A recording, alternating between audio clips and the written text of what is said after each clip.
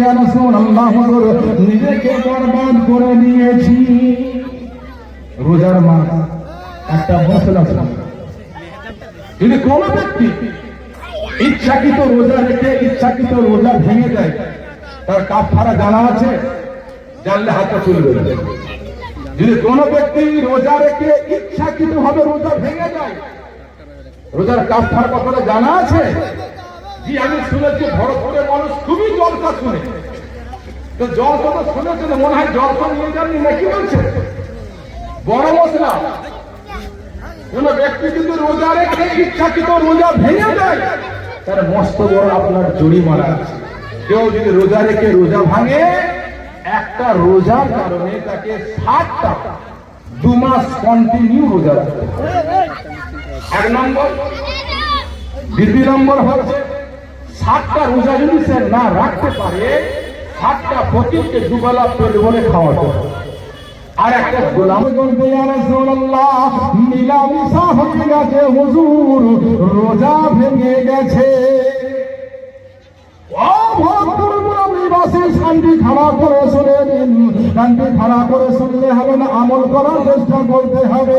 আমার নবী বলেন, সাহাবী, ইচ্ছাকৃত রোজা ভেঙেছো, স্বামী স্ত্রী মিলামিশা হয়েছে, রোজা ভেঙে গেছে, একটা আমরা কি বলবো, গোলামকে কিনে আজাদ করে দিতে হবে।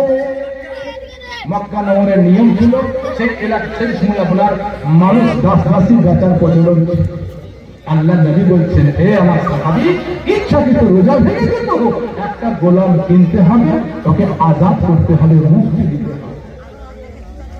সাহাবী রাসূল বলেন, ইয়া রাসূলুল্লাহ, ইয়া হাবিবাল্লাহ, হুজুর গো, আমার কাছে সেরকম অর্থ নাই, সেরকম টাকা পয়সা নাই, আমি কেমন করে গোলাম কিনে আজাদ করব?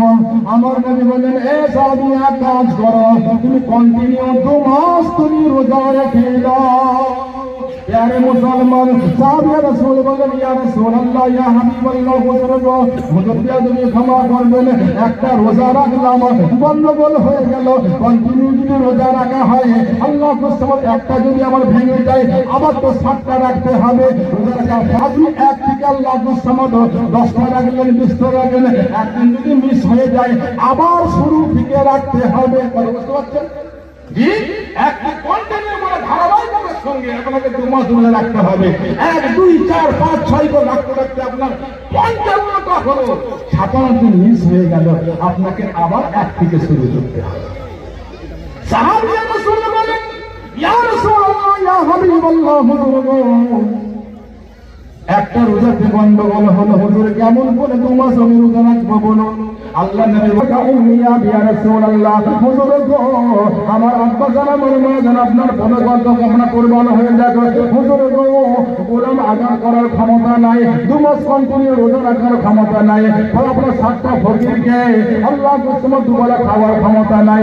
ও মুসলমান বলুন, আমরা যদি ভুল করে দেই, আল্লাহ কসম মুফতি সাহেবের কাছে যদি ফোটে, তো মুফতি সাহেব এটাই বলবেন, কি বলবেন? এটাই বলবেন না যে একটা গোলাম আজাদ করতে হবে, নচে 2 মাস রোজা রাখতে হবে, নচে 60টা ফকিরকে খাওয়াতে হবে। হুজুর পারছি না, আমি কেমন করে 60টা ফকিরকে খাওয়াবো?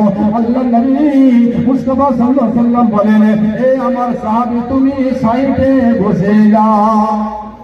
হাদিসটি বর্ণনা করেছেন হযরত আবু হুরায়রা রাদিয়াল্লাহু তাআলা আনহু। আবু হুরায়রা রাদিয়াল্লাহু তাআলা আনহু বলেন, আমি বসে আছি, জাহান অবস্থায় একজন অন্য সাহাবী এক চাঙারি খেজুর নিয়ে নবীর দরবারে এসে হাজির হলেন।